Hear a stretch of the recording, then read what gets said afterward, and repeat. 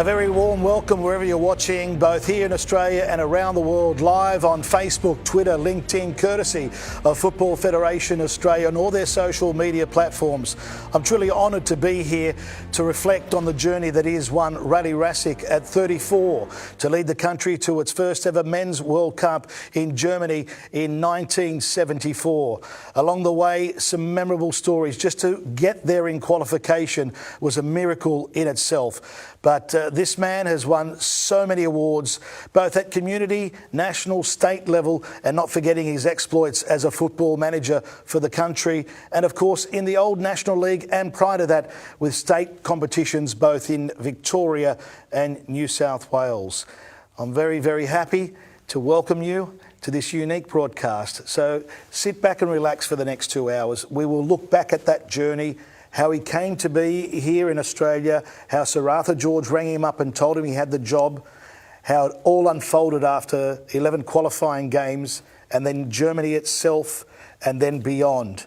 And, well, without any further ado, the maestro, the man of the moment, Rale, my dearest friend, thank you for the invitation. Just privileged to have a team of players as I have here. Good squad, a very good squad. Absolute brilliant. Who are they? I've never met them. There is no substitutes. Yeah. Adrian Alston, a player of the highest caliber. Always confident he would agree. He thought he was much bigger than really he was, right? Still good. And a wonderful football player, wonderful contributor. First Australian player to play with George Best, Gerd Miller, Rodney Marsh, Pelé, Beckenbauer, after the World Cup 74. Absolute brilliant career, except one mistake. Eintracht Frankfurt offered one contract, Hertha Berlin the other, and Noddy chooses Luton Town. That's up to Noddy to explain that part. What a player. Thanks, boss. Jim Fraser,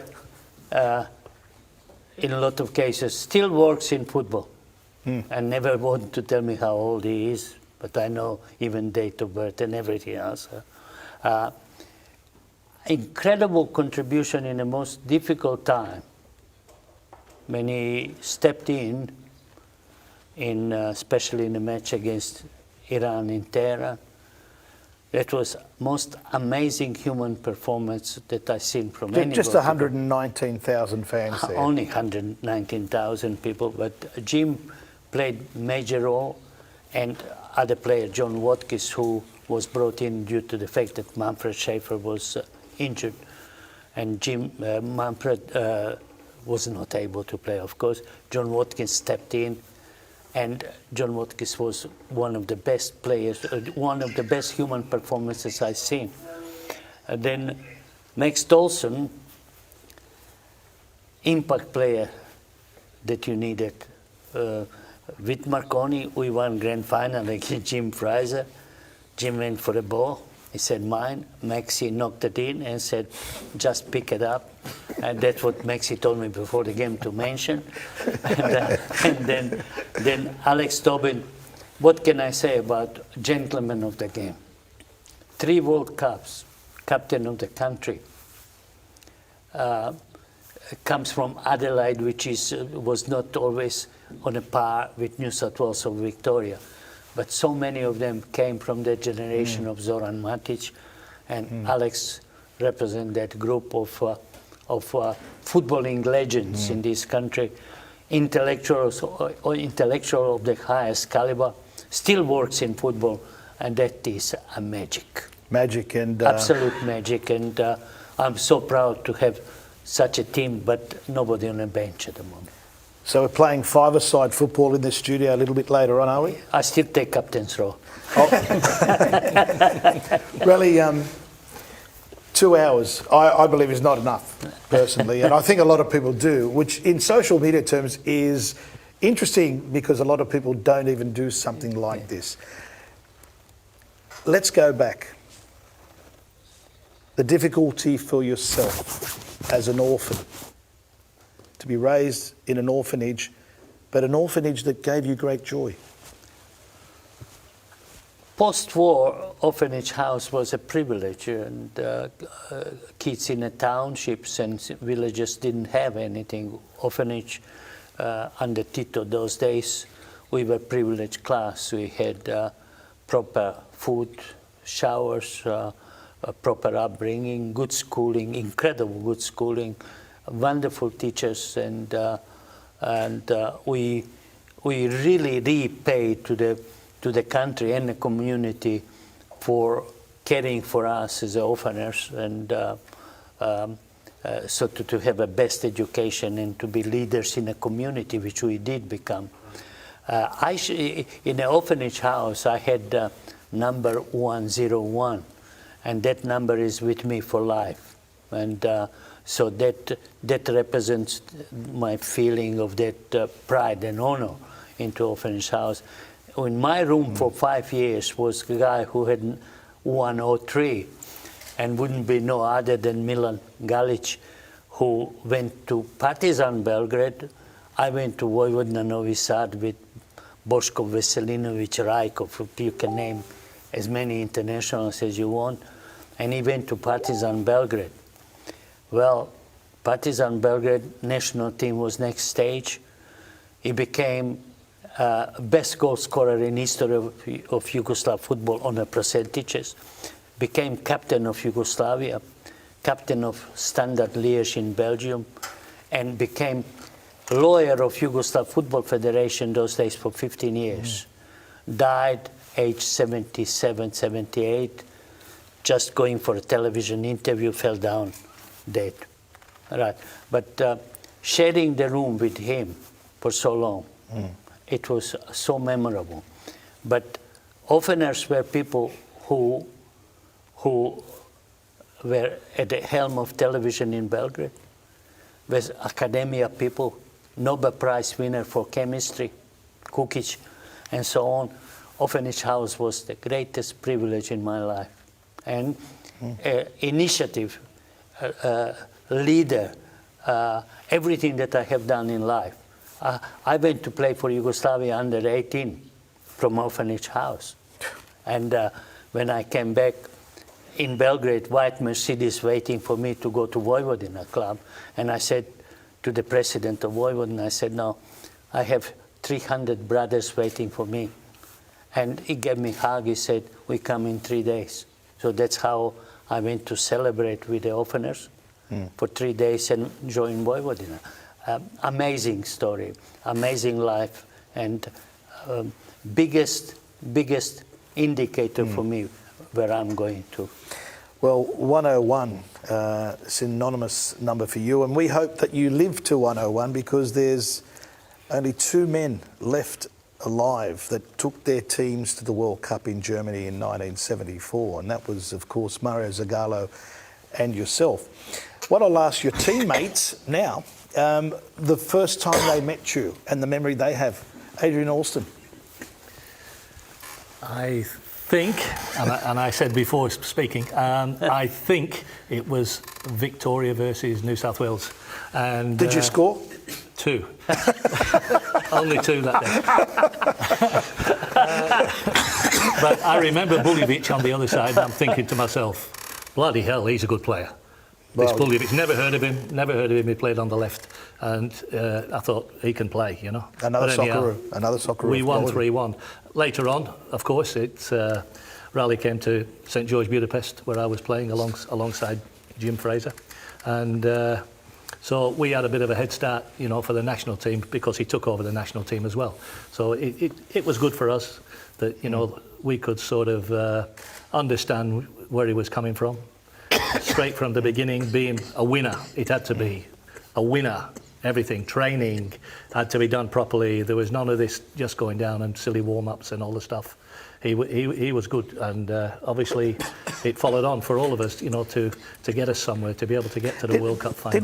Didn't Gough Whitlam say to Rale Rasic once when he met him, he said, Rale, if I can run the country like you run the team, I will be a winner. Is that correct, Rale? Is that correct? He said quite a few things. He said quite a few things. Did you kick out a Prime Minister out of the dressing room once? That was Bob Hogg. That was Bob Hogg with Arthur George. That was a wonderful occasion, actually. Not for them. we played Uruguay 2 matches. One was first match was in Melbourne, and we had only 2 days preparations as usual. There was no camps for a long period of time, and. I tell you, during all week I wore yellow pants because they had up front 2 players that they were chased by Real Madrid, and Real Madrid apparently offered $6 million for Miller and Morena to Uruguay. So I was really worrying because we have only a few months before the World Cup, and we are 0-0. And during that time at 0-0, I said to Peter Wilson, was about 15 minutes to go, and I said to Peter just like this, and Peter got the message, but Cole Curran didn't get the message. Cole Curran, typical Aussie. Off we go, forward, no reverse gear. And Peter Wilson apparently went, took his right arm and called him every name in the book. He said, "Follow me." Didn't you see what he said from the bench? Close, not to open. And after the game, Arthur George walked because he was not there as yet. And he walks in and with Bob Hogg behind him. And Bob Hogg was ACTU, right? And they come in the dressing room and these bastards are all, they took the shirts off and singing, celebrating. Naked. And Arthur comes to me and said he knew that he can't smoke, but he had that cigar in his mouth, right, without smoking. And I said, I took my arm on the side and he said, "I need 22 names." I said, "I submitted 27. He said, "I need 22. I said, "I submitted 27. I implore you." And I grabbed him around his neck, asked the boys, and I said, "Out." And Bob Hogg went just like this. He said, "This is not possible."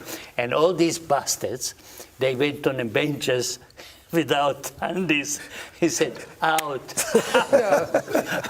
That was incredible. And I rang him up in the evening in a hotel, and I said to him, "Rale speaking.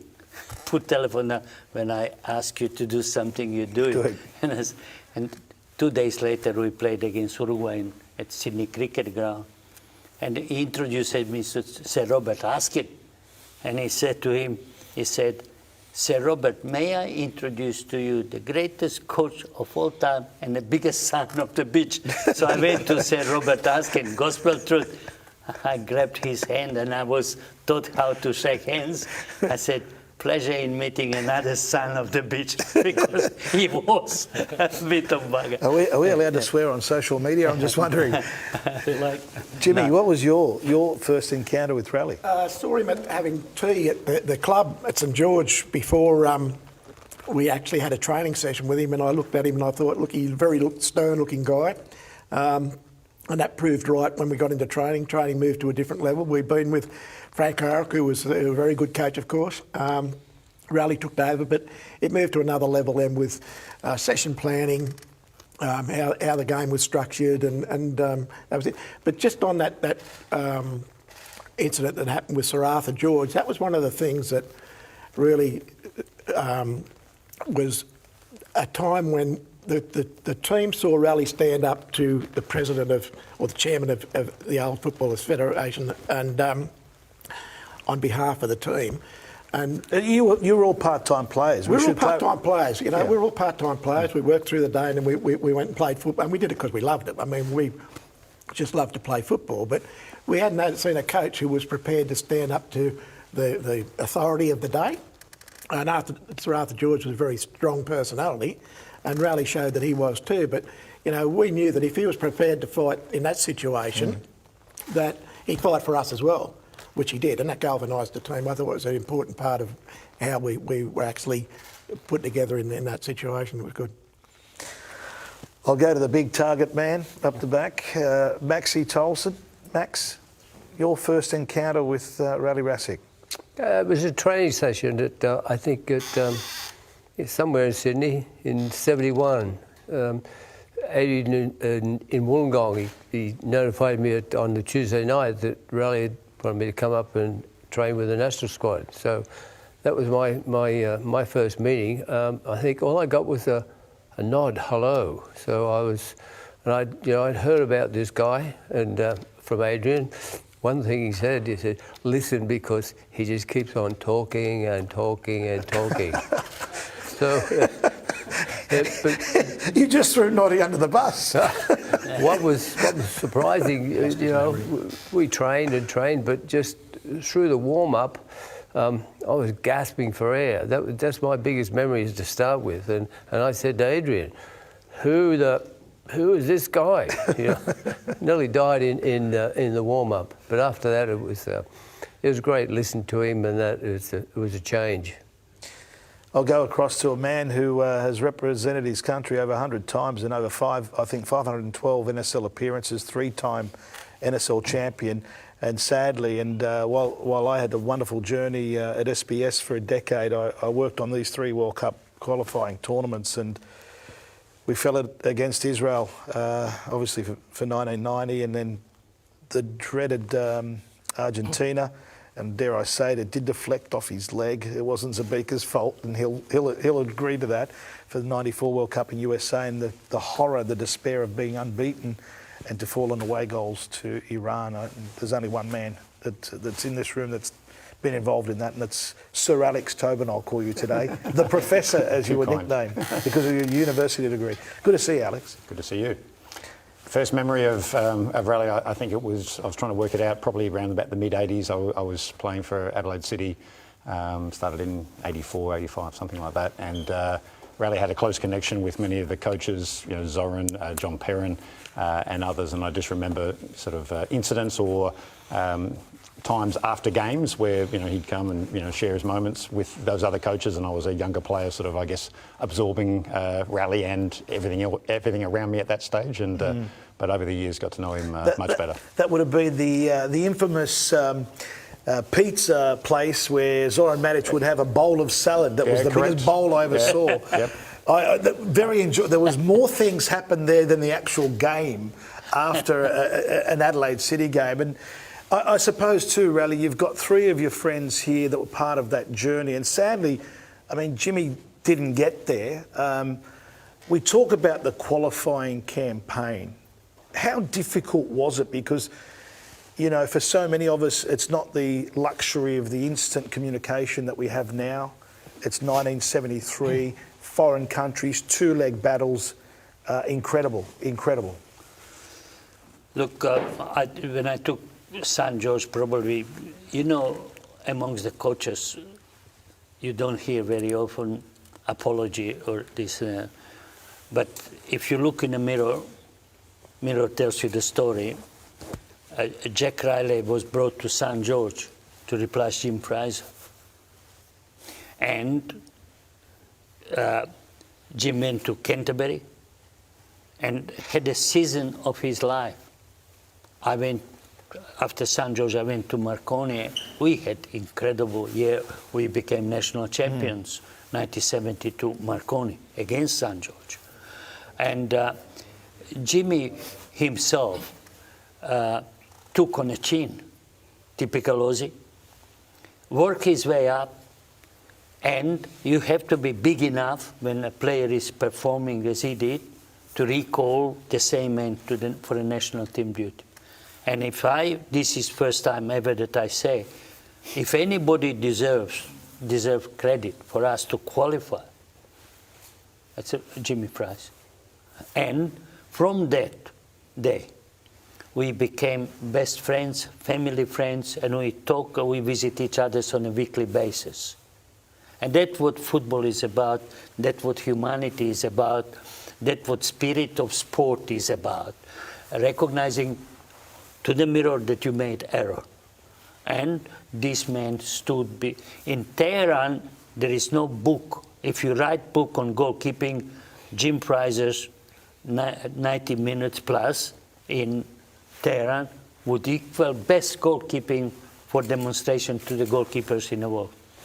It was amazing what he has done. So we became, out of that, we became best friends. Yeah, I've looked at some of the highlights of that campaign, and a lot of people don't realise the difficulty of travel, let alone playing the games in difficult conditions, and not having the access to watching highlights of teams that you play against. So how do you prepare a team? How do you do your homework to get the right outcomes? The one thing should be said here, Jim said it partly. I never was full-time national coach. That's right, you're part-time. I was with St. George, and I took over from Frank Carrock. And that was something absolutely sensational. That my first task, we are going to Tokyo to play in Tokyo International. These highlights here, Rale, of the qualifying campaign. Yeah, that's Aboni against Iran. That's. Can we rewind that? I missed that goal that I just scored.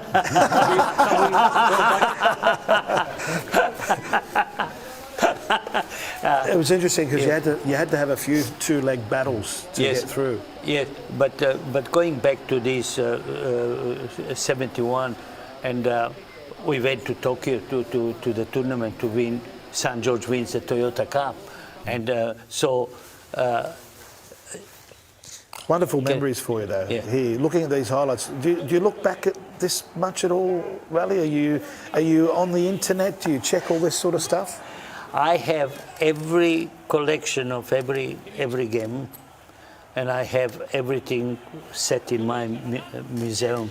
Every bit. When I'm a bit down, I open the doors of the museum, and I walk into the house very happy all the time. South Korea. You play them here. We draw, we play them there, we draw. There's no away goals. And then we have to go to Hong Kong, neutral venue, 24,000 people. And this will lead us in on the back of these highlights to why you're wearing this cap today. But you would have to say it was the most important goal in the history of the game up until that time. Some will say beating Uruguay on penalties to qualify, but as a goal alone, would you all agree? Easy. Look, when that goal was shown all over the world as a top-class goal, which was from the action, Ray Richards took the free kick from about 55, 60 meters from the left. Peter Wilson, Adrian, and all defensive players were in a bunch. The ball comes to Rooney. Rooney lifts to Mackay from 25, 30 meters, just unstoppable under the bar. One of the best goals you would ever see in your life. And that's something that you cannot compare. Jimmy Mackay hat, today I dedicated to one of the greatest players ever to wear jersey green and gold.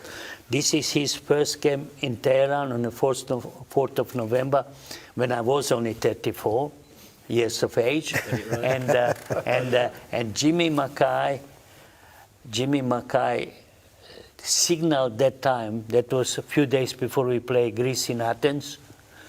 That would have been a good trip. Jimmy Mackay. Did he score again? This hat is respect for Jimmy Mackay, for his goal, for his contribution.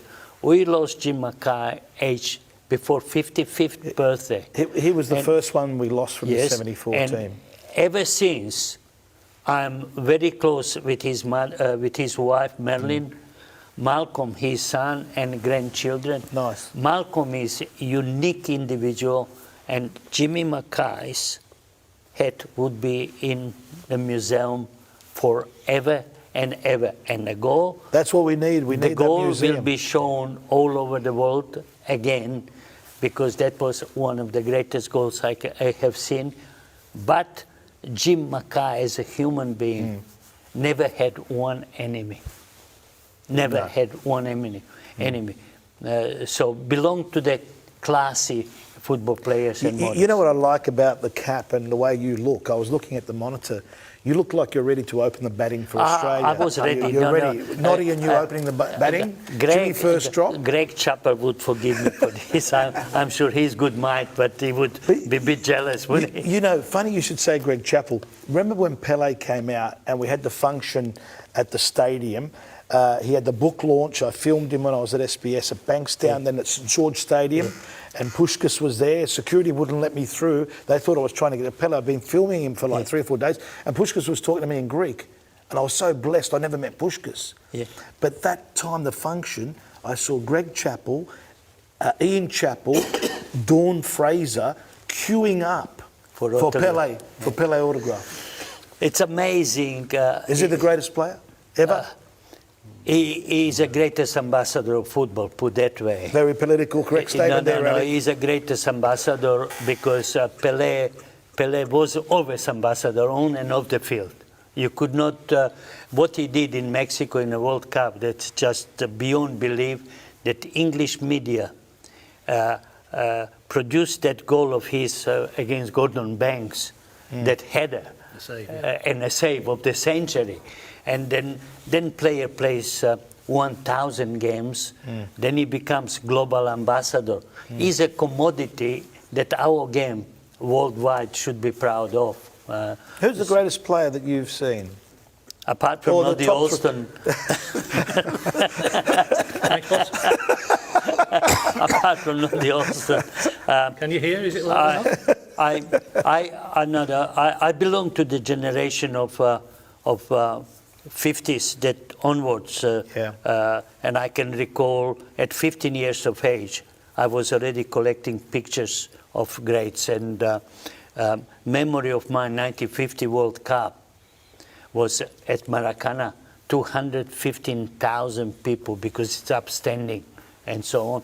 So tiny Uruguay defeating Brazil 2-1, and so many lives have gone. So many people killed themselves and so on, you know, Brazil. And celebration of that, and someone wrote the book that he said that the 3 things in life when you come to Maracana is Frank Sinatra, tenors, and Uruguay scoring that. This is only 3 times that complete silence was created at Maracana. Paul, Frank Sinatra and Uruguayan team. Can you believe? And, you know, then famous journalist from Mexico, he said, you cannot be excused for not attending game at Maracana. So what can you say? You know, he is amazing human being, and I met him on so many occasions, never ever changed, always was gentleman. Rale, last week, Football Federation Australia released a document about the principles of the game, the 11 principles of the game in stepping forward and moving on in the future. And one of them is about the history of the game. And without 74, our history, in a sense, at that level doesn't begin, because it was such a long journey between 74 and 2006. We've shown some of the highlights of the qualifying and that historic clinching goal in the 3rd game against South Korea in Hong Kong. What we'll do now is we'll set the scene and we'll meet some of the 1974 Socceroos before they go to Germany. And typically, as we all did, whatever age, back then we watched the ABC religiously as we followed that journey on ABC television. The dulcet tones of the one and only Martin Royal, who I grew up following and dreaming that one day I might be a commentator. Look where it's taken me. It's taken me all around the world. I'm now based in India for the last 5 years. And I just want to say our deepest thoughts and sympathies are with the football family that we've lost. There's been so many wonderful people from playing, refereeing, administrative levels, and Martin's one of them. We recently lost him, and our thoughts and prayers are to the football family. And as we get older, Rale, sadly, it's going to be a common denominator. Yeah, well, we lost so many giants of football. Joe Marston, who played in FA Cup with Tom Finney, and we lost as we mentioned, Jim Mackay, Johnny Warren, Rudic died, and Murray Barnes, Eddie Thompson, Joe Watson. Lately we had the Darren Stewart dying, and it's a tragedy, human tragedy. But we have to celebrate those. Frank Parsons today is 95, 96 years of age, lives at Kempsey on a farm, and Frank doesn't hear very well. He was a school principal. What a wonderful human being, and he played for Australia those days. And he was a team manager on few tours, and such a lovely, lovely human being. When you think about people, John Barkley, who was a manager of the team for so many years, and Peter Van Rijn, who was one of the greatest contributors to football as a whole, because his human side was phenomenal. But I have one secret to release now about Peter Van Rijn. We need scoops. Yeah. Peter would work with the Bastards from session 1, session 2, session 3, because under Joe, and I'm not critical, was 3 times a week. Under me was 3 times a day sessions. And Peter, I said to Peter, you are not physio only. He said, what the? I am. I said, my room door is open till 1 minute to 10. You open the door to tell me what happened during the day. Because massage table tells you the story.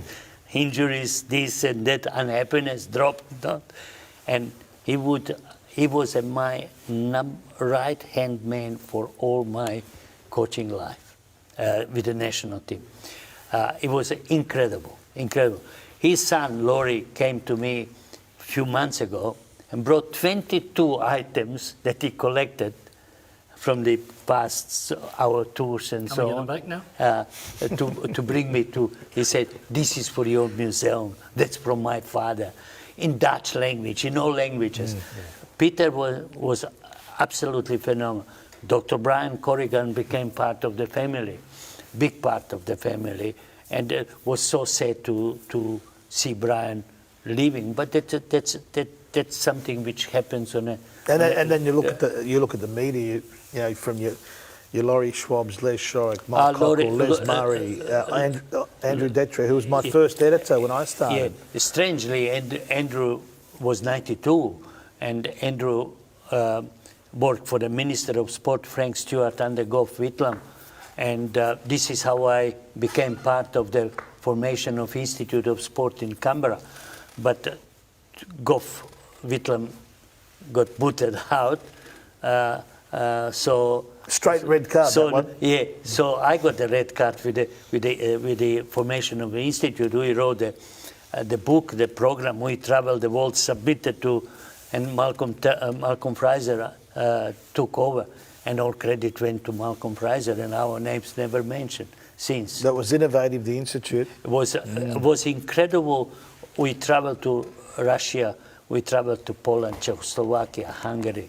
We traveled to Israel. We traveled to Germany, France, United States, Canada, different groups, and that was fantastic. But losing the people is such a so difficult. I can recall when we played against Iran. Alex would know that one. I sat with John Kuzmina, Jim Mackay, and I was between the two. And when the net was pulled down, neither John said a word nor Jim Mackay.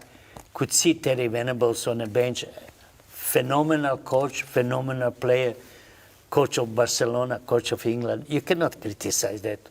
But he didn't pay attention what was happening at that moment in time, right? And that's really what coaching is about, right? And first goal, second goal, Jim Mackay pushes me, said, we are gone. And John Kuzmina said, we are gone. And I looked, both of them tears, like 5-cent pieces. And I said, John Kuzmina, hard as a rock, and these tears are running like that. It's unbelievable. And I mean, feeling for that green and gold, when we were in a stadium introduced to the 100,000 people, I could not believe that Rolls-Royce was moving or that I'm seeing that MCG was as big as Maracana. I never seen. It was. I was doing radio commentary for 2GB, so I was pitch side. The buzz that night, we were all thinking we're going to the World Cup. We're just, of course. A lot of people criticized Terry. We were at the press conference before the game in Casino, and I questioned from someone of the journalists came, why did you drop Ivanovic? Right. fair question. Yeah. Alex will second that. And Terry looked at me. He said, "I'm the coach. I make decision, and I live by that." Alex, you played in that game. Yeah, it was a tough one. We're talking about the history of the game, and that was, one of the saddest moments. Obviously, I was heavily involved in it, but really, that one was a particular one. Hard to take. Much tougher than losing to Argentina by 100%. by 1 goal, Yep. 2-1 on aggregate. Yeah, with Argentina, you knew that that was a monstrously huge game for us, but you knew where you stood in that sort of game. With Iran, it was totally different. We dominated, and and leading 2-0. leading 2-0 and to end up that way was just heartbreaking. Rale, one thing I've learned over the years with Rale is that when you are picked to play for your country, I mean, you first, not only do you have great pride, but the respect of the shirt and what that represents. And that's something that is obviously instilled to everyone that is coached here. How is it for you when you reflect on the 74? Because you probably have that inspiration and that desire, we have to do this again. We have to qualify. We have to give hope for everyone that we can be amongst the world's best. I think every Socceroo goes through that. Every campaign, you're thinking you're part of history. You're trying to I guess the Holy Grail, which is a World Cup. But my generation certainly we thought long and hard about 74, about getting back there again, and so on. We always had that as one of the motivations. Unfortunately, those times weren't there. We had to wait till 2006 to get there. Even then. Now, the gents here obviously were working. They weren't full-time footballers. And I recall in those days of the National Soccer League that a lot of you university educated, I think, was a draftsman, engineering? Architecture. Were you working and playing football and representing your club and country? Is that what you were doing? It was a generational thing, yes, absolutely, in the mid-'80s when I started. And then it transferred into full-time professionalism and so on, I guess, by the time I finished. So that was but yeah, definitely in the mid-'80s, the National League, which was, going well, but yeah, pretty much everyone in that competition at that time had a job during the day, generally would train at night. That's not to say that you didn't train professionally, because you trained every day, and Zoran Madic, for example, trained practically every day. But yes, you obviously worked during the day. What? Probably the greatest coach not to coach the Socceroos, Zoran Madic.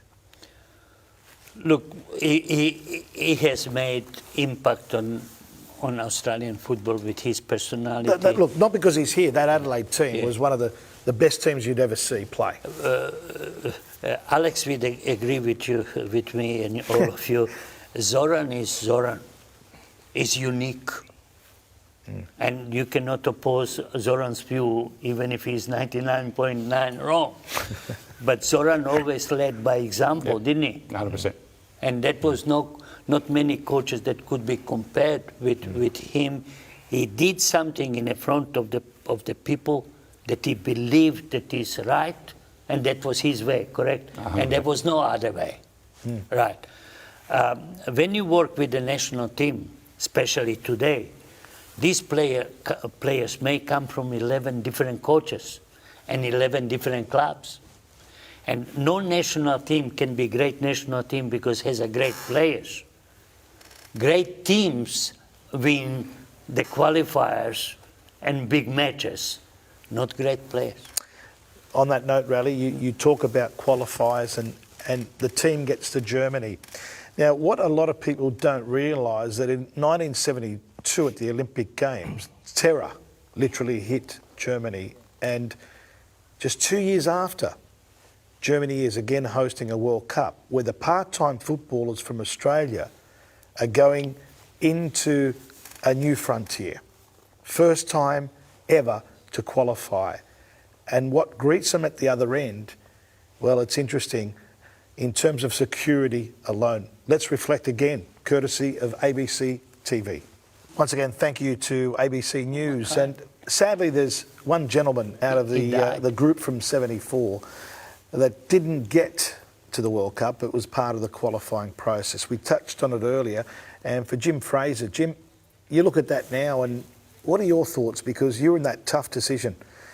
Work or football? Yeah, it wasn't quite that simple. You know, I had a partner who had invested a lot of money into the company. We had a big workforce, 150 people. And every time we went away, of course, the business suffered because I wasn't there, which put my wife under a lot of strain. She copped a lot of the flack. And it just got to the stage when we go. I mean, I remember in Korea where Rale got a telegram because there were some dogs that I had, security dogs, locked in an area that we had rented out to, and they hadn't been picked up because nobody could handle them. So my own handlers were scared to go in with these things. And Rale didn't hold that back till afterwards. I didn't find out till after the match. They discussed it. They didn't mention it before the match. So had all those sort of things going on.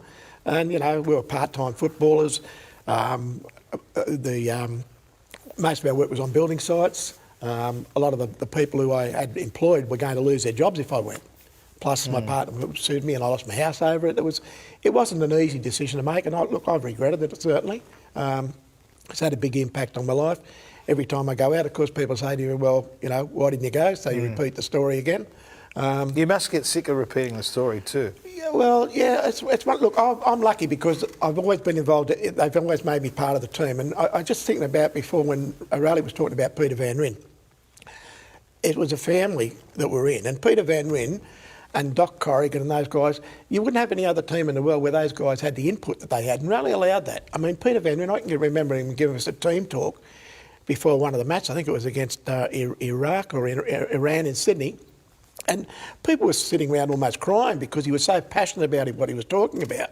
And I say he had the masseur who had an input in, and the doc had an input. Everybody had input. It was a family. How hard was that for you, though? Oh, you're with that family of mates. Well, yeah, I know. Mates. It's terrible. And I mean, I wanted to be there. I mean, it was one of those things, and it didn't happen. I made the decision, and as tough as it was, I've had to live with it ever since. And, you know, I still supported the boys when they were over there, of course, and watched the games and did all that. And fortunately, I've always been involved ever since and still part of the family. So you cost us the World Cup? Absolutely. No, but if Barty, Hoggy and I had been there, we probably would have won it. You cost us the World Cup. Sorry about that. How was it, that family? Because we hear the stories. I've seen them, I've heard them, I've spoken with a lot of the 74 boys. I've been privileged enough to have that position to do that. I mean, what defined you guys?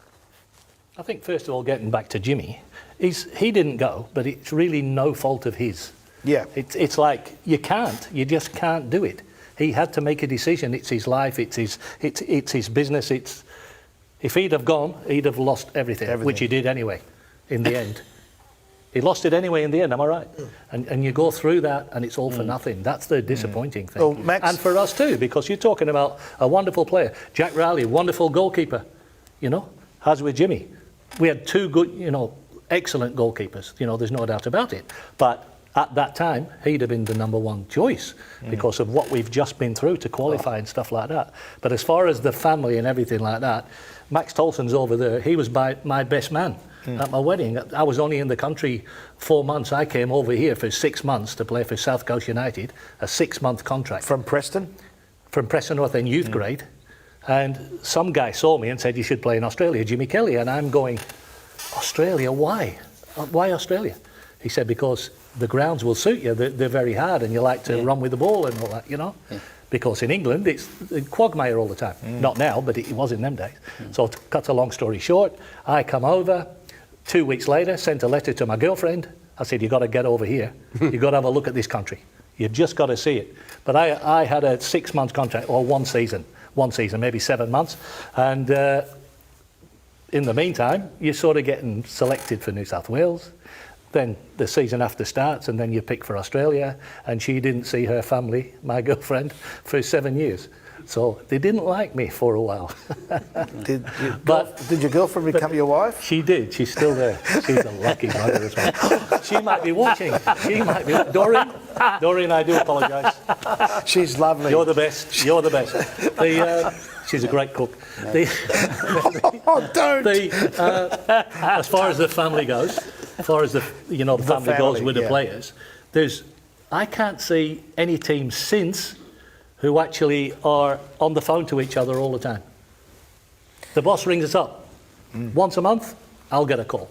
Obviously, he treats the other players I get better. one a fortnight. Exactly, he treats you better. Notice that, we do. But I was the leading goal scorer. By the way, in the background, have we got the Johan Cruyff turn? You've definitely got it. I did it first. So it's got to be seen on here. People are watching. They're watching live. They're watching live around the world. Who it really is first against East Germany. Anyhow, we've got the highlights coming up, I'm sure. But, I don't know about the Cruyff family, yeah, they are still. He picks me up this morning. We come up here. Max Tolson all the time. My best man. Teammates, everything like that. Otti Abonye, ring him and stuff. Jimmy Rooney in Melbourne. We're so close. There's nobody like we are for that. As far as I loved the Zoom that you did on FFA recently with Jimmy and Ray and everyone else. It was so much fun. I mean, and you know what I like about something like this, look, we're the converted. So what we're doing here, in effect, a lot of the new generation that don't know the real history of the game are getting a lesson in the history. And again, to define who we are and where the game has gone, let's reflect on the journey and how it all began. Andy, can I just comment on that? Yeah. What it meant to be part of the team. We played in Iran. We won 3-0 in Sydney. We go over there, 100,000 plus people at the stadium, moat around the ground, soldiers with submachine guns, all of that sort of thing. And we get to a situation where before the national anthem, I looked along the line and it was very intimidating, right? And our body language wasn't great. And I've never seen that before. And I was really worried about it. I thought, gee, this isn't good. The national anthem played, and by the end of it, everybody changed their body language. So that team, just the national anthem, the shirt meant so much to them. And by the end of it, and I thought then we're going to qualify. So there was a transformation. It was like something out of a movie to me, and probably the biggest thing that ever happened to me in my life, just looking along there and thinking, how good is this that we can have that situation? And then later on in the match, it was funny because Johnny Watkins had an unbelievable match that night. And as serious as it was, there was still banter on the field amongst the players. And John Watkins tailed somebody for a good 30 or 40 metres. The guy's getting passes, came in the box, hit ball down low on the left. I've got a touch to it and it's gone around the bar, and I'm happy with it. I thought that's a good save. Is that the infamous black and white photo that's out there? Yeah, that's it. And then Johnny Watkins said, for God's sake, Pop, how many more bloody corners are you going to give away? Right?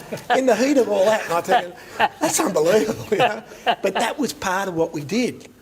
Part of that team, and that gets back to the environment created by Rale that I'd never seen. And I was in the 70 World Cup team. That wasn't part of that. It was just completely different. Uncle Joe Vlasic, great coach, great guy, and that was a great team. Only missed by one goal to get into the finals, and they've been credited with that. But different situation. Singing on the bus, none of that happens now. The whole banter and whatever, part of the family. But that incident with the national anthem really sticks with me. You wind the clock forward, right, to 1993 when Alex goes up to Iran. Yes. Similar scenario, massive crowd, intimidating atmosphere.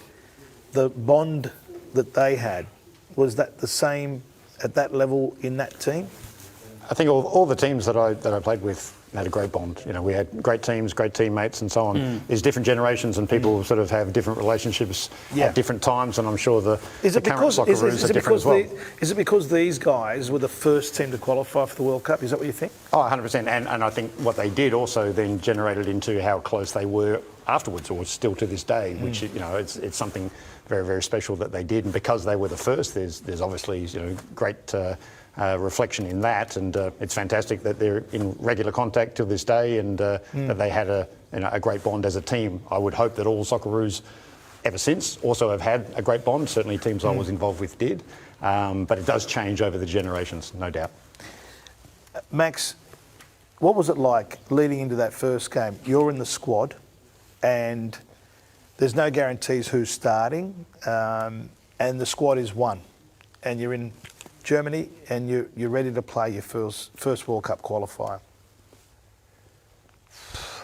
I was thinking of my father, how proud he was. It was new to me. It was sort of into training, and then first game in Brisbane. Rale was handing out the shirts, and I was just thinking, how big is this? The pressure. I was thinking, first game, and he walked by and he threw the shirt at me, and it hit me in the chest. He just gave me that look, and you can't explain it when your first game when that shirt hits you. And then, of course, the bonus was I scored a goal. So you're talking about Israel. Beg your pardon. You're talking match against Israel. For his first shirt, Max is saying. First shirt, Yeah. first time. Yeah. Actually, I've just been handed something here. Black and white photo, Rale. What's that about? No, that's a great celebration in history of football, right? That's a Hong Kong Jimmy Mackay. That is something so special. But what I did is that Australia, thank you, because we were champion people in champion feelings towards the country, that national pride, national honor. I listened to Alan Jones' interview with the guy who did caricature of Alan Jones, and he said, you also taught your team how to sing national anthem. Well, my story started from the day one. If you cannot stand up for national anthem, stand still, you don't play. If you cannot sing, you don't have to sing.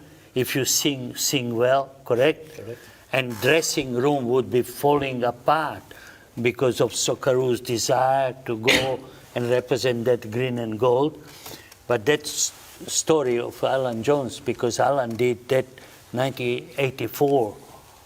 With the Wallabies? Yeah, but that's 10 years later. In actual fact, 14 years later, because from day one, I always said, if you can play, you can sing, you sing. If you can't sing, stand still, arms by your side, like a soldiers, right? But that was the greatest pride and honor that we always display for our country. And that nothing in the world can match. I suppose we all agree that nothing in the world can match that sound of the national anthem. And probably irrespective, Maracana or Hamburg or Munich or Roma, didn't make any difference, Alex, did it? When national anthem is played, it's a composition of people, of so many 6 different nationalities. Having Harry Williams that as a special person representing his race. First Indigenous Australian. 21 years of age. That Harry Williams today is an artist, Yes. elite artist, most beautiful human being that you can ever come across. You haven't roomed with him. I would say, but that was a pride and honor. You know, that's a very good point you make, Rale. The contribution of Indigenous Australia to football. I've come across that with Johnny Warren when I first met Charlie Perkins. I used to hear stories from my father that he played for his beloved Panhellenic. Yes. John Moriarty. And then you look at Jade North and Dodd and so many others. And now the Matildas. I mean, Lydia Williams, Sam Kerr. We've got Indigenous Australia. Why aren't we producing players of Indigenous background? I see Rugby League, AFL, Union. Where have we gone wrong here? I don't want to get involved. Alex worked with the youth programs, and he was a director of coaching. Better him to answer. I think that you know, nobody knows because he comes from the same background as I do. We recognize talent in the streets in Europe. Talent is a scout, good scout to say to Sir Alex Ferguson, I have something special. And Alex Ferguson said, I stood down meeting with Cantona, with George Best, but I never stood down meeting with my head scout, because scout had always something so special to tell him about talented players. At St. George at one stage, we had Paul Degny, Muddy Treasure, Yes. Harris brothers, George Yes, and yeah. Barry, Yeah. correct? Yeah. We had so many players just because influence of Jim, influence of Noddy, influence of Warren, influence of Schaefer. Then for that Harry Williams, that was just the greatest human privilege to put that shirt of St. George on, especially when he came to play for Australia. I took him on a 1970 World Tour, and we reached England, and was such a snow fell down in Manchester, and Manfred Schaefer bounced the ball once, and Harry, excuse this, Harry put hand in the pocket and he bounces again, and Harry. And Schaefer, for God's sake, give me a smile. I can't see you. Harry locked up himself for 2 hours in a room. But then Harry Williams grew up cracking the jokes. Incredible, Practical joker. incredible sense of humor. An incredible human being. You know, that when you hear name Harry Williams, you feel that you are part of the, not only football life of someone, but human. It's a humanity what we did through Paul Degny, another example of Aussie kid who came 10-15 minutes late to Marconi training, and I fined him $15. Those days $15 was quite a bit of money. And then when I fined him $50, he called me on the side and he said, see this shirt here hasn't been washed for a long time. He said, I'm student in Goulburn. $15 is big money. So next envelope, I put $30 in his pay envelope to give him, compensate for it. But then I found that Paul Degny didn't have a mother, and father was engineer, and so on. So then you realize what life is about. Lovely man. Is he still a school teacher? No, he was with education department. He's advisor to education department. He did very well at that. Yes. He was a principal at Bexley Public That's School. right. Gone above that to administration Then he level as well, became, yes, an advisor to education department. We didn't ask the question, Raleigh.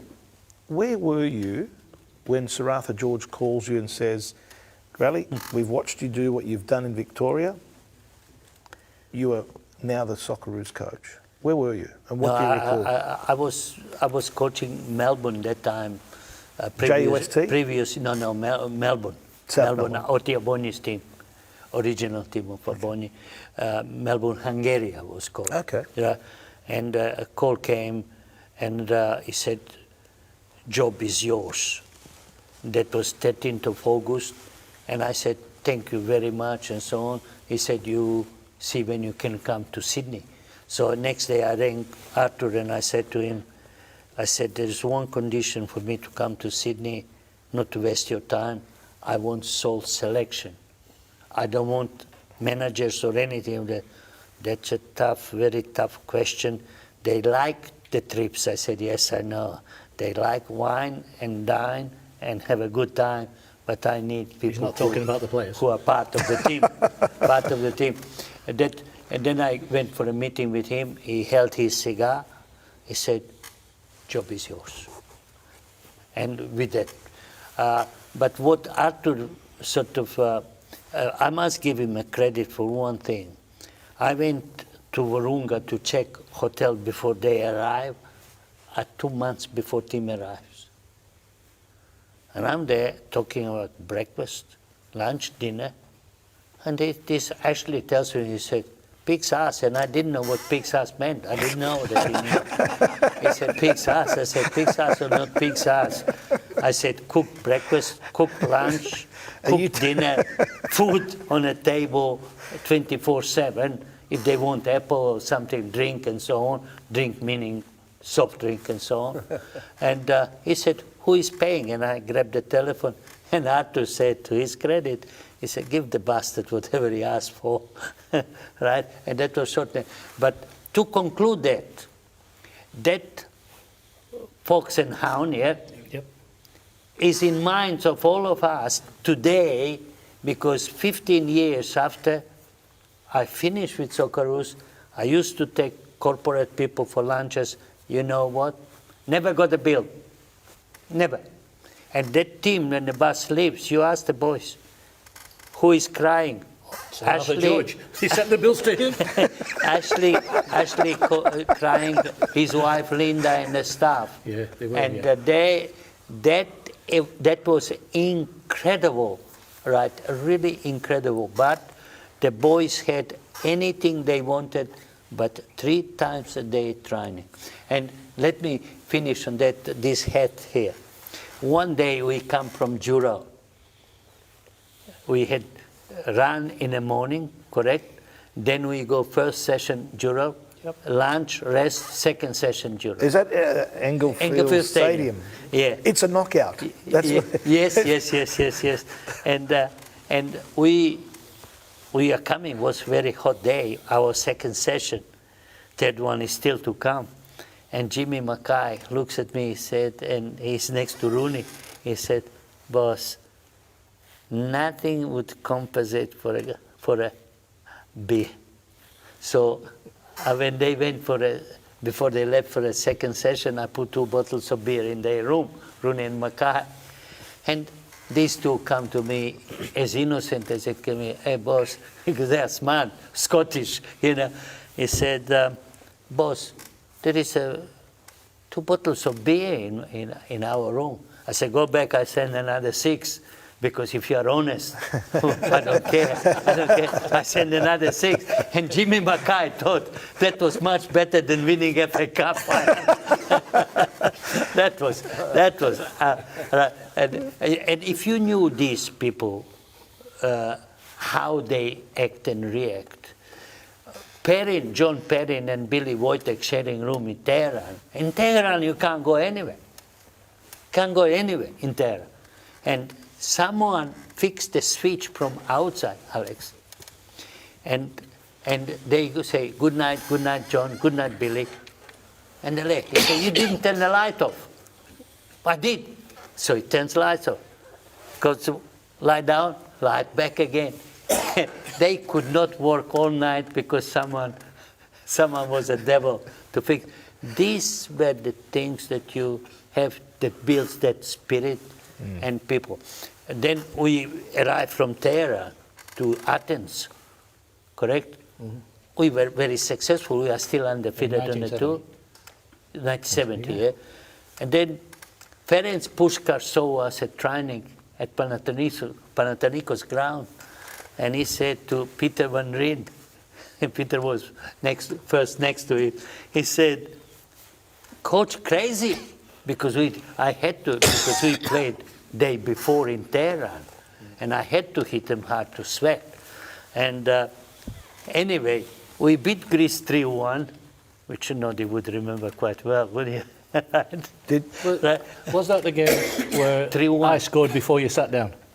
Yes. 37 seconds. Yes. Was it? Yeah. He was still standing up. Yeah. Yes, and anyway, Peter Van Rijn spots Ferenc Puskar from the crowd, drops the gear, on the ground and runs to Puskar. He said, Coach, crazy? And Puskar said, not at all, right? Because 3-1, that was first defeat of Greece in 3 years on home soil. Yeah. And Helmut Schön was in a crowd watching the game because Germany was playing a week later against Greece in Athens. So, that was a moment when we started to hit. Petropoulos said that Jim Mackay and Adrian Alston,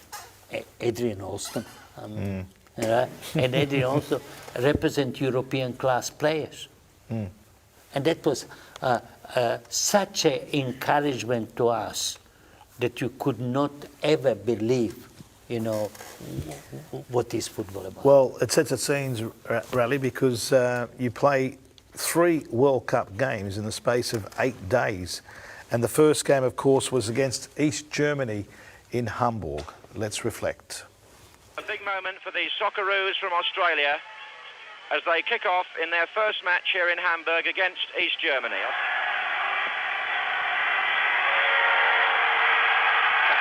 Buljevic, the bounce didn't help him there. And a bad clearance. Shot was by Warren.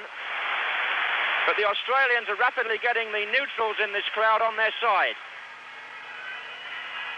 Curran. Buljevic just inside, number 20. Curran again. Alston waiting for the cross. Oh, and a pity it wasn't a bit stronger. Buljevic didn't give it enough pace. Branch. 7 is Pomerenka. And he's onside. Sparwasser. Oh, hard lines on the man who'd nearly got it off the line, but Sparwasser has scored for East Germany.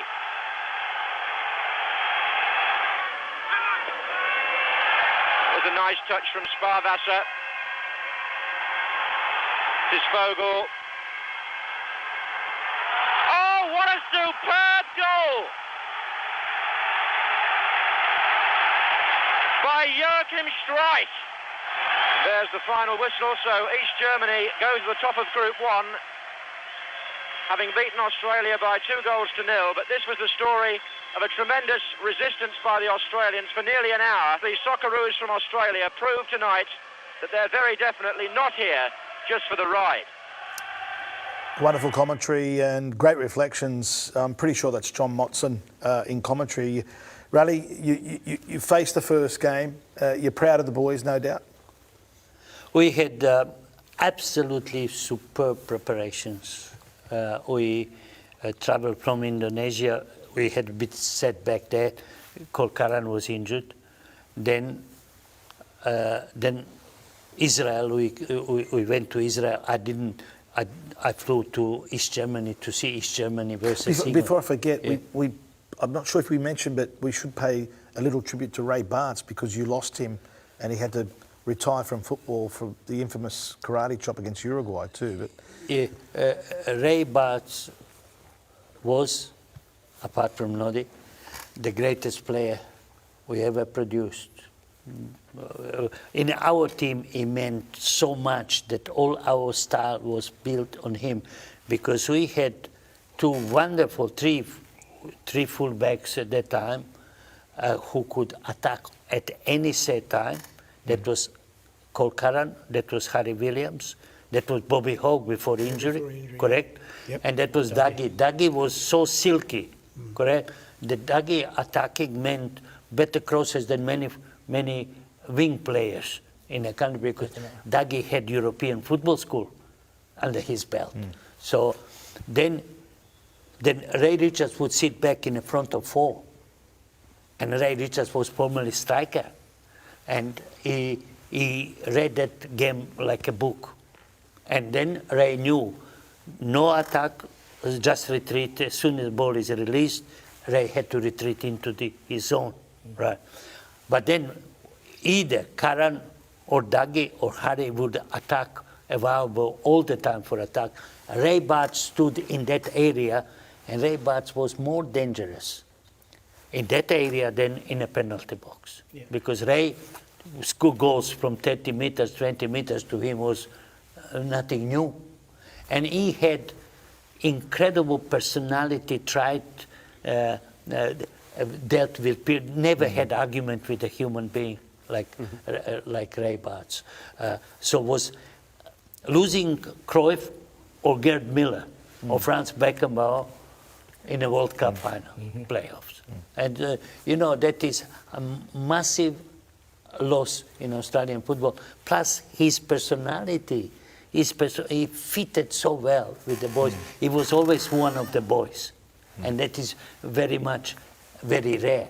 So But must say this, that Adrian in Switzerland played some of the best football in his career. And then I hear East German spies are there, West Germans are watching us playing. And I said, who we are that East Germany, West Germany is watching us playing. We've got some highlights of the game against West Germany. But before West Germany, our base was Switzerland. And this is where our true preparations happened. And when we arrived to Basel, was more spectators than you would see on some our state league matches.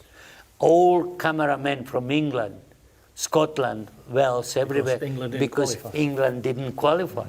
And I must say to you, English media was so brilliant with us. That was just absolutely unbelievable. So Brazil was in a Black Forest, just half an hour away from us in the same area. And that was absolutely terrific.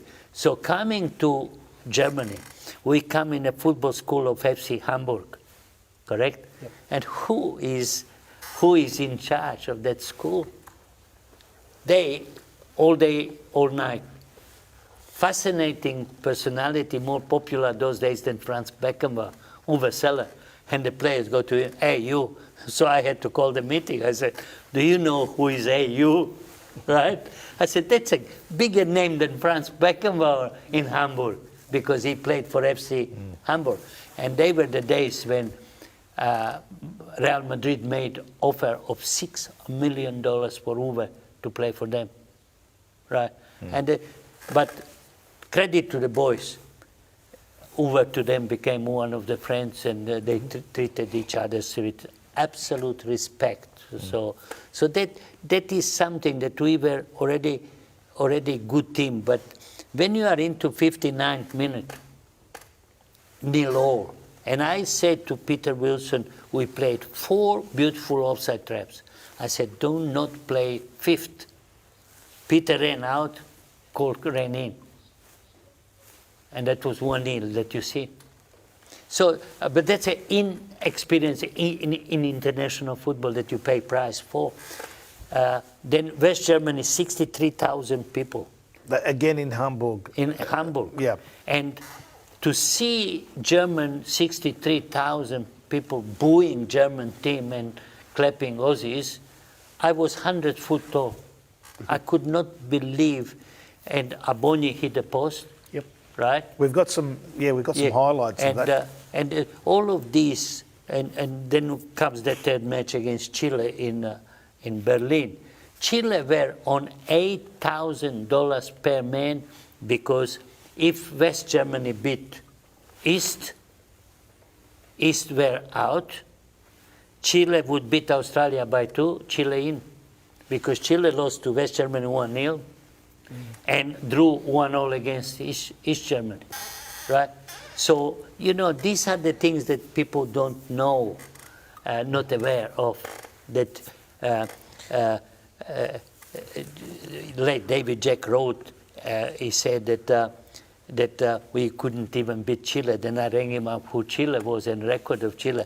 He wrote front page in the papers later apologizing. How tough was this game, Noddy? Facing the might of West Germany. I was all right.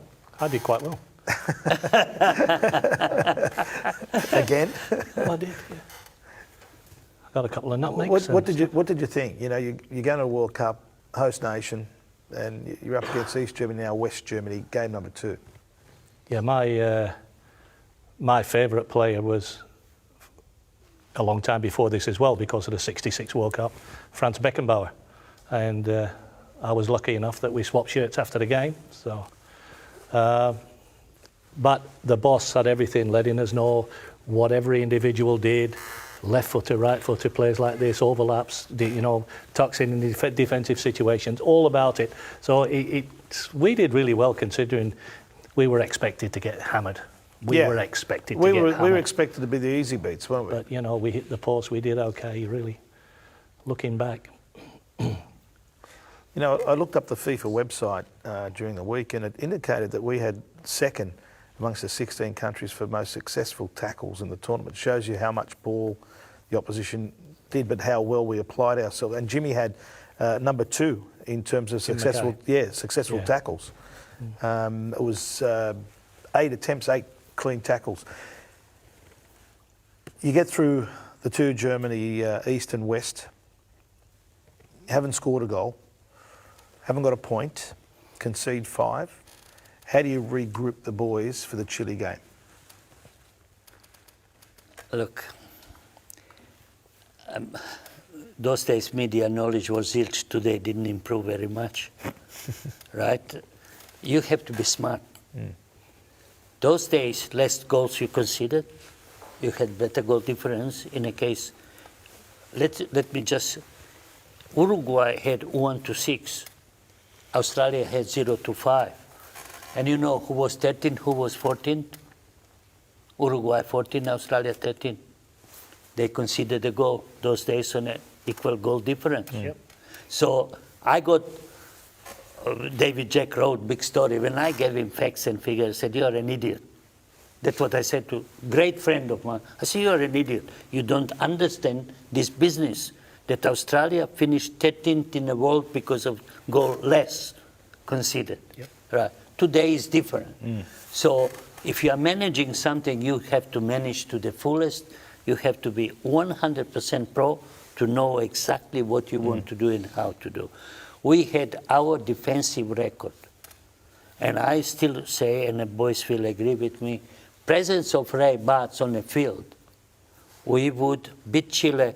And I'm not sure about would we lose against East Germany, because East Germany was 18 matches. And let me tell you something, what Joe Mercer, who was replaced Seraf Ramsey, because I saw a match in Leipzig, and I am there. And I said to Joe, what do you think after the game? He said, park the bus and hope for the best, right?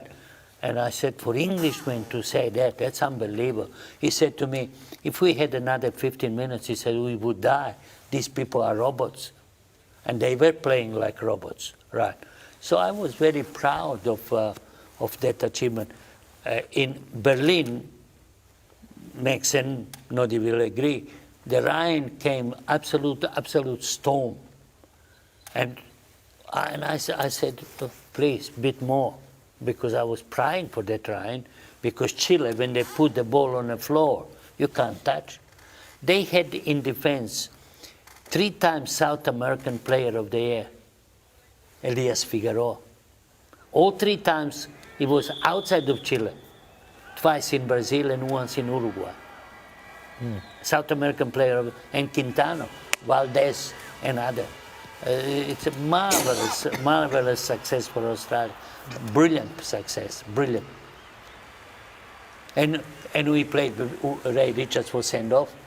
That's right. Yeah, and we knew how to reshuffle in that situation 10v11, you know, to perfection. And you brought on Harry Williams and Peter Ollerton? Peter Ollerton and Harry Williams came. That was so you've gone to your first World Cup.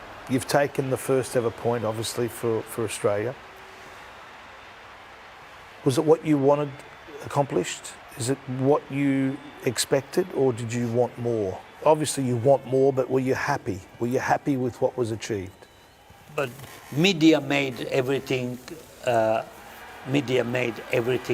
of, especially English media, which gave us unbelievable credit for our performance, gallant performance, and that we were not sort of just the participants in a tournament. And but what I was looking beyond, if I continued, it's easy to say, I developed a generation which was to step in for the few old heads, and then Australia from then on would build up into a football power, in my opinion. But that wasn't the case. But when you are in a business, for me, it was 4 years. Do it well, do everything you possible. Then I didn't plan beyond 4 years, because what happened as it happened. And this is the thing. But to be Horrible conditions, you know, we can see. Look, this is look. in Berlin, West Berlin?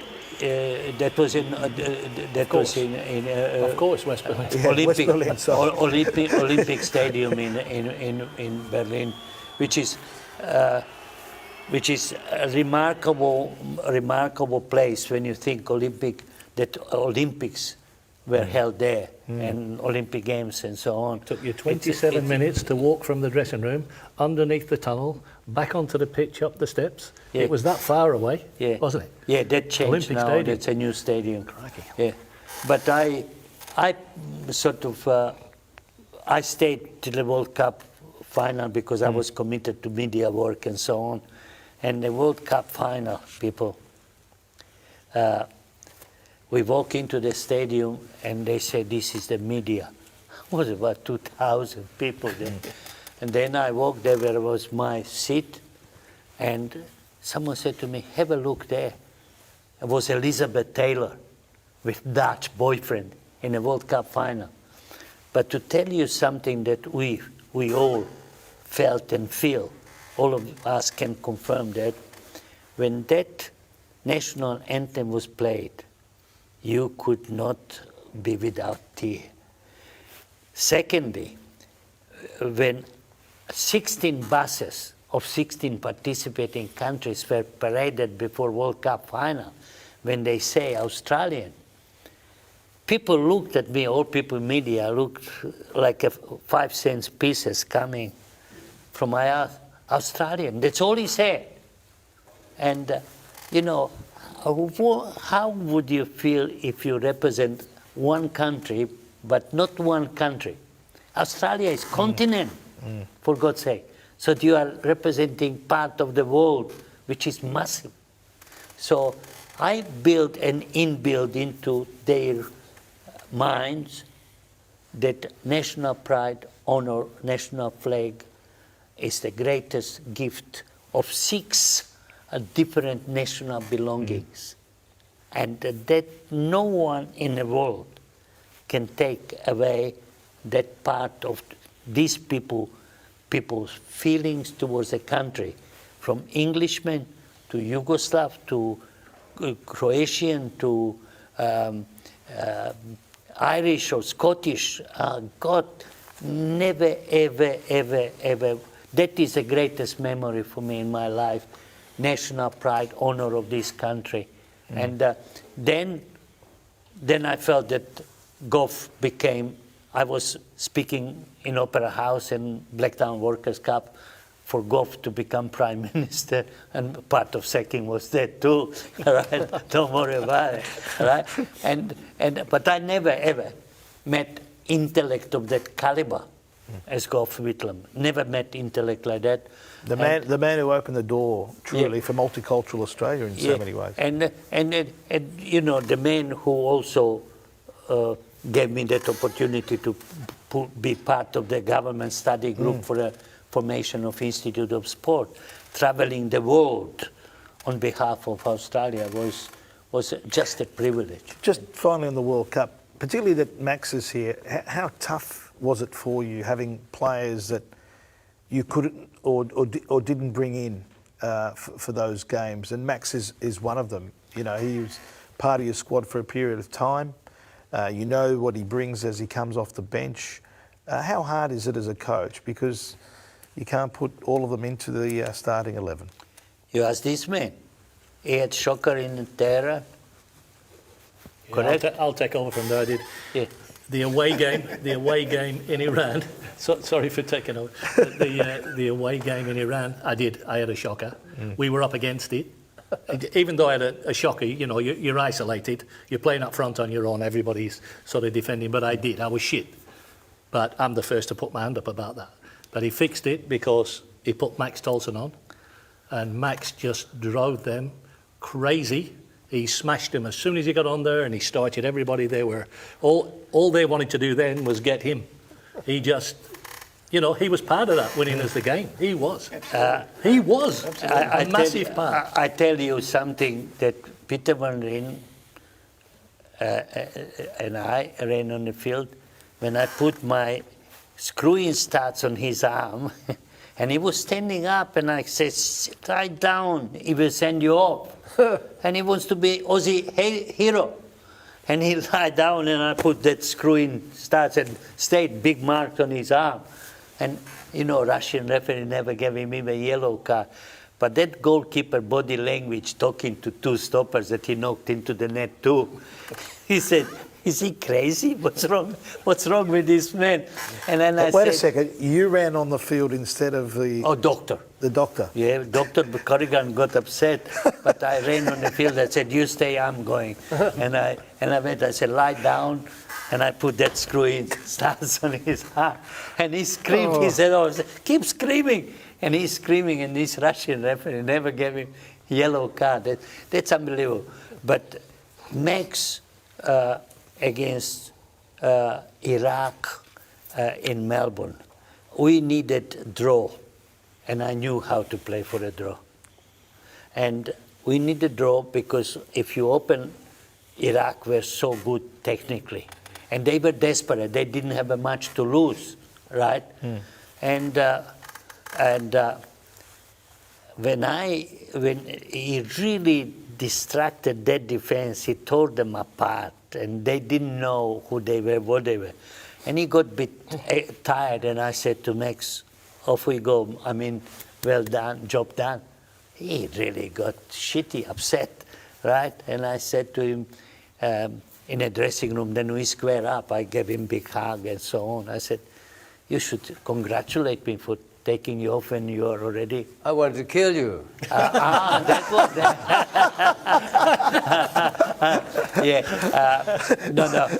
they were, Who held Max back? no, if we assess contribution over the years, he was worth every minute in the national team that he spent. Max would be on a bench or off the bench, because the player, like, who didn't have a good day, knew that killer is coming. And that was a big impact, psychological impact, that I won 2 grand finals with him, with Marconi, one of whom was Australian grand final, 72, and so on. Max had an intellect, because when you are that kind of player, you can be an idiot, knock someone down and be hero for two minutes, then you get a red card. But Max never was sent out. Never sent out. How was it for you, Max, to be in Germany and to be itching to get out there on the pitch? Say again, my hearing. I'm just saying, how was it in Germany, you know, to be there and to be itching to get out on the pitch? And the reason that we are separated, obviously, is because of COVID. How was it? Well, as you know, I didn't get out on the pitch. Yeah, that's what I'm saying for you personally. It was devastating. I was lucky to leave 6 weeks prior because I caught the mumps. Oh, jeez. And I was given an ultimatum: if I'm not back up in Virunga the next day, I'd be out. So, you know, as an adult, when you get the mumps, you know where it goes. So it's down below, and I was struggling. So it was hard. So I got through that. But Brian Corrigan ruled me out. And of course, I think I was sent to his practice, and he said, "I've got to rule you out." I said, "This is the second time you've done that, and I'll be fit." But he said, "No, you can't play. We can't let you go over there. If anything happens..." Anyhow, I don't know what happened, how it came about, but no one came to me that night and said, leave the squad. So, but I think Rale had the last say as usual. Rale pulled a few strings. Yeah, I think he had the last say as usual, and I'm indebted to him for that. And that goes back to what we said before about Rale standing by the players, but I'd just like to make a comment about the fact that with all Rale's achieved, he was virtually sacked before we went to the finals because of his stand-up with Arthur George, and it's just a tragedy that he left in that situation where another coach came in who wasn't as experienced, and Rale had laid the foundation, and really it was because he stood up to Arthur George on several occasions where he needed to, because like in 1970 we came back from Israel, played with a game on the Saturday, and we arrived at the airport on the Tuesday. They sent us home. And Uncle Joe Blassett's allowed that. He was a lovely man, good coach. If that had been Rale would have said, go in the hotel, I'll pay it later. And he would have stood up to Arthur George and made it happen. Again, in Tehran, after the match when the Koreans came over for the induction, for how the format was laid out, an Australian delegation went in and agreed that if there was 2 draws, the next game would be played, I think it was 8 or 10 days later. And Rale made them go back in and change it and said, they can't, you idiots, right? He was not very diplomatic, but he said, you idiots, you go back in and change it because they can't recover as quick as we do. And as it turned out, we drew in Sydney, we drew in Seoul, and then they couldn't recover, and that was the difference between the teams. They couldn't recover. It was a quick... He was right, he stood up, and he actually got the sack for it. I mean, it was a tragedy to Australian football. Jimmy, how do we go from talking about me to you cutting in? Because you're incidental. Huh? You're incidental. It was like, I've just come off the bench, I'm sacked again. Get back on the bench. That's brilliant. That's brilliant. That's brilliant. And can I just bring one thing again about Max? Right, this was in the World Cup. We're playing indoor soccer, aren't we? We're playing indoor soccer. He didn't know what went on. We're down there and there was radiators around the wall. Oh, yeah. So the ball came and Max has gone to volley and his toes had gone inside the radiator and he ripped off half of his toe. So next minute, Max is going, you effing tell anybody about this. And he said, and there's blood, his shoes turning colour. So we get Doc Corrigan. Next minute, Doc Corrigan gets him into somewhere and everything. So they've had like a bit of microsurgery, pull it together. This is Max, he's always been like that hard. And you tape it up. I think cut it off is worth $5,000. So anyhow, the next minute, he just said, Magic. You let him know. And he said, I'll tell you what, he the thing. And there he is, he sat on the bench in the finals. His foot must have been sore. The toe's aching off. Incredible. Everywhere. That's we have the history-making first journey to a World Cup for Australian football. Then we see another revolution, of which a few of you obviously are part of. The advent of the Phillips Soccer League of 1977. First season in, the gentleman here to my right gets the Coach of the Year award at Marconi. A revolution that was long overdue in so many ways, unifying the game throughout the country, Rale. That was really something so special, good feeling. You go on a plane to Melbourne, Adelaide. Those days Perth wasn't part of the league, and so on. Newcastle. It was really a great feeling, sort of like you smell a bit of professionalism creeping into the game slowly. And I think this is the time when Tobin, Viduka, Vidmar brothers, Villani, Melta, Peter Shan, God helps you, Gary Byrne, Paul Degny, St. George, Mark Jankovic, and so on.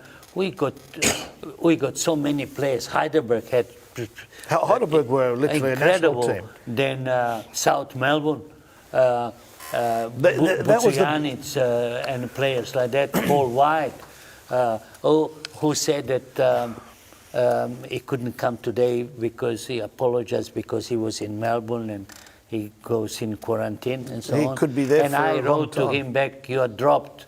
He said, not unusual anyway. Right. So each team in the National League had a golden generation of their own, didn't they? And Brisbane teams, Lions and Brisbane City. Brisbane City in the first year. Newcastle was hell to go to play. Wollongong, hell to go to play. Noddy was coaching there? Yeah. 77? That was not then. I was in America. No. Later, you're at Tampa Bay. So that was something so special for us. You could feel that professionalism is coming into the game. And referees became part of the game at the same time. And character of these people like Bošković, Donald, Campbell, Richard Lawrence and Witschke, Henry Witschke, Witschke. Lawrence, not Lawrence, Kit Chris Lockery. Bambridge? Kit Lockery, Chris Bambridge. Chris Bambridge in Melbourne. And became sort of game of personalities, really. Donald Campbell is a great friend of mine, even today, and he is watching this program. Donald.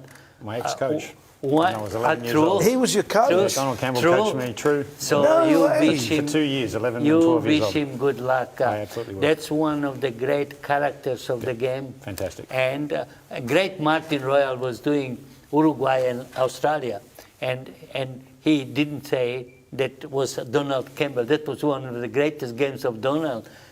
He was in charge of the match when he sent Garisto off. And what a friend. I think Donald and Margaret every few weeks to say hello. And there are memories of the great people. And I mean, that gentleman there, 512 games, Alex? You could be right, something like that. you can't remember yourself, Where are can you on the list now? NSL appearances? Good question. I'll have to check the you have to records, check your but- figures, I'm not sure. But, so you grew up watching NSL games and thinking, well, I'd love to be able to get to that level, because it came 7 or 8 years after the league started for you. Correct. It was, Yeah. but it was a different generation because I grew up. I wasn't from a football background, so I didn't necessarily know a lot about the National League. It's almost ridiculous to say Non-football now. background. 100%. So, say for example, and this is literally true, the first NSL game that I saw was my debut in the NSL. What? So I wasn't familiar with the game. I was playing in local NPL, what it would be NPL in South Australia, when I was 16, 17, and went straight up into Adelaide City. And it was different then because they'd often give the 17-year-old or whatever a chance, and you would just put you in. So you were sold on the game after that, eh? I had to travel to South Melbourne. My first game was against South Melbourne. I was At Middle Park? At Middle Park. I was like, what am I doing?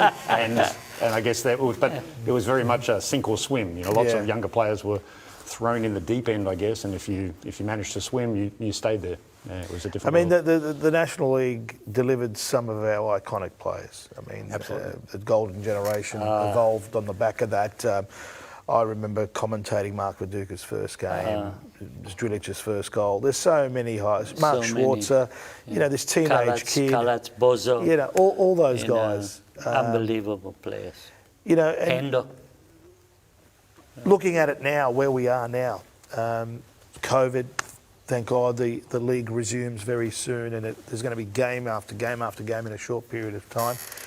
Yeah, we needed a change. I get it with the A-League. It sort of peaks, it plateaus, it peaks again. We're in a competitive market now. How do we re-establish ourselves and get up to the lofty heights? Changing of the guard in administration, Women's World Cup, unbelievable news. Incredible. How proud were you, Rale, when you heard that? I think that so many people take different view. You have to look realistically. I remember at St. George, Jim knows and Adrian knows, we had a good team because St. George was struggling with the crowd and trying to attract every possible way. Comes Trixie, comes young Hayden, comes Pat O'Connor, comes so many of them. They wanted to play, they wanted to be part of the game, and credit must be given. Those days it was sort of taken like a joke. Yeah. And I gave my tracksuit after we arrived from the World Tour, my first World Tour, to Pat O'Connor. I have never seen size of the tears like that. And she still has that tracksuit, and she said, if you create Australian Football Museum, mind you, that football museum is my registered name over 20 years. And you can never, ever take, you know what Martin Luther said? I have a dream. I have the same dream now that one day generations of us, our children, grandchildren, our nation will be proud of one museum that would unite a nation. Till now, we have FFA sending good wishes, best wishes, which you said before. All states endorsed a positivity towards that. Your collection is second to none. It's on the 13th of August, it will be 50 years since I took over Socceroos. I mean, I took over 1970. So that what you see there is something I rank great Harry Michaels. And I say, I have two things to talk to you about. Yeah, we have to thank Harry about today as well. No, but I said to him, I have a few things to talk to you about. And he said, what are they? I said, I want to make the film and museum. He said to me, forget about film. Anybody makes the film today. Museum, I'm extremely interested in. So my ambition is that this great nation takes that on a board and be proud that we are united, that united football, its conclusion, because New South Wales, Victoria, all states endorse. FFA, I got best wishes from the chairman today for this beautiful function, and so on. That collection is unique. It's not only about Australian. It's linking the world, because Franz Beckenbauer played here with New York Cosmos. Giorgio Chinaglia played here. That was a crazy 1979 night exactly. in Sydney. Pelé played here. All players that played here, Diego played here against yourself, and so on.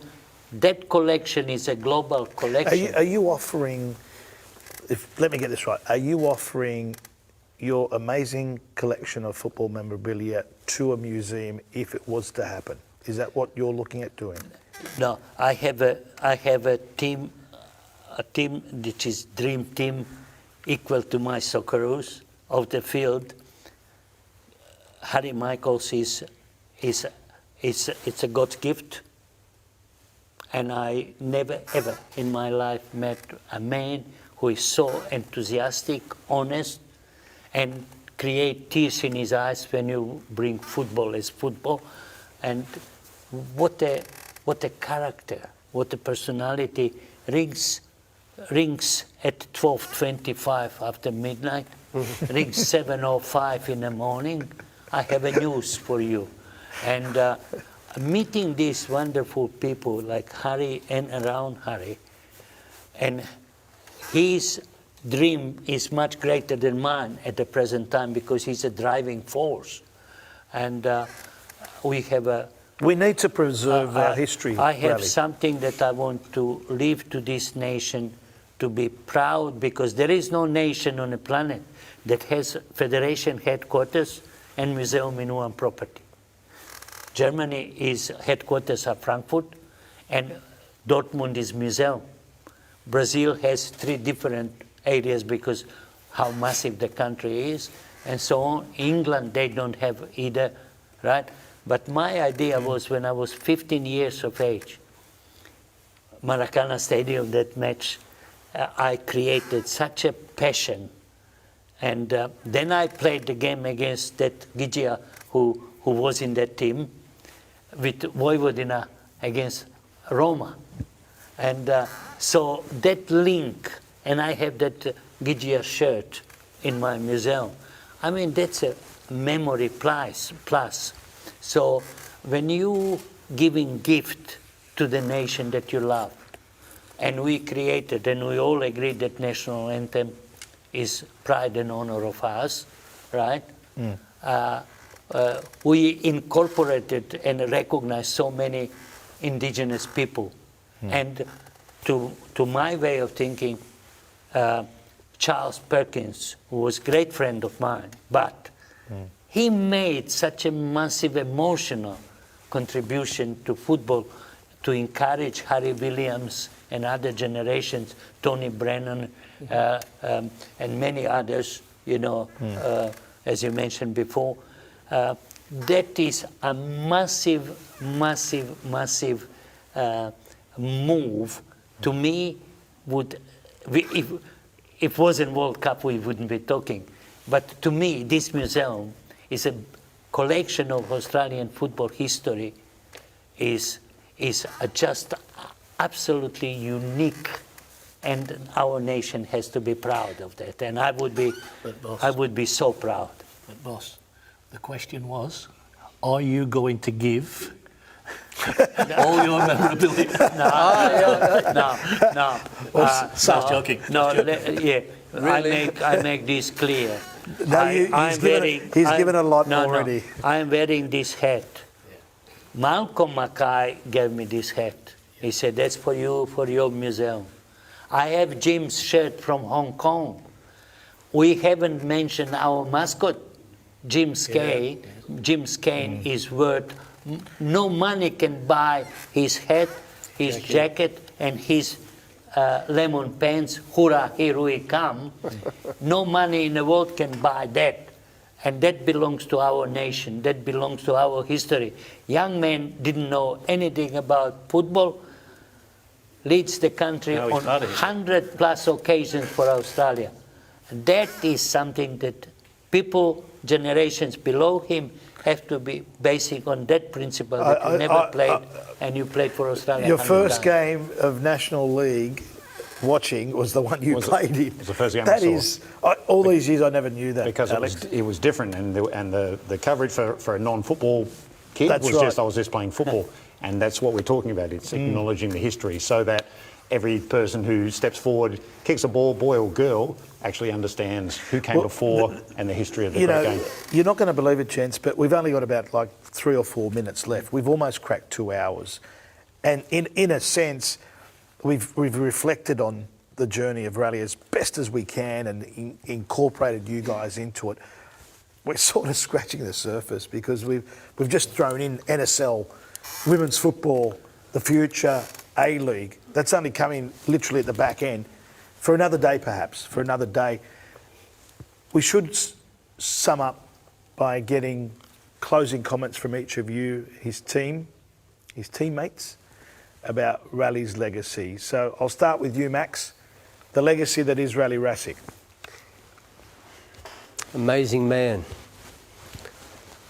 I think as a young person, if you listen to him, you'll learn a lot in life. You've heard him talk tonight. It's just, he can engage anyone. He can hold himself with anyone. So that was my first impression of him when I met him.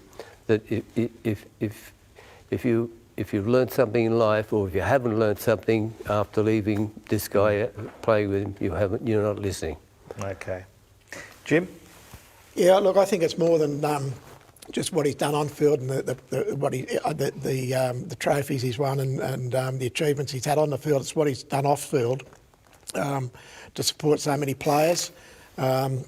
Big supporter of the women's game in the early stages when it was. I remember being told myself, "Don't get involved in the women's game. You won't be taken seriously." Rale was prepared to support them in those days, but it's what he's done off the field, and a lot of players who suffered hard times, me being one of them at one stage.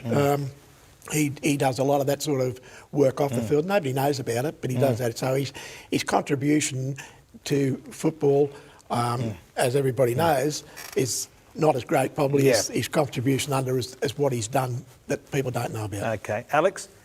Because you said legacy, it's what follows Rale, and it's just, we talked about the Museum of Football, we talk about an acknowledgement of our history, Socceroos, absolutely the 74 Socceroos, but Matildas, NSL, A-League, all of the different leagues in every code and gender, and I think that's going to be his legacy, that people, there is just a better acknowledgement of football because Rale was here. Noddy? Yeah, quick. You carried us on your shoulders to the World Cup. Oh, I'm so proud. So proud, boss. There you go. You have your answer. Yeah. Look, Rale, whether this happens again, we don't know. I'm blessed to be here. That's all. Your legacy will live in memory of those of us that have travelled the journey with you, those of us that have watched the journey from afar. Yeah. People like who couldn't be here today, Stefan Kamaz. I want to thank Chris Nico, James Johnson, Stuart Hodge, all those different state federations, FFA, Harry Michaels, our executive producer, who helped to facilitate today, Spiro Pappas for igniting the flame. Rale, we salute you, my friend, we salute you. Thank you for such wonderful memories, and Godspeed ahead, and we want to do it again one day. Thank you. See you next week.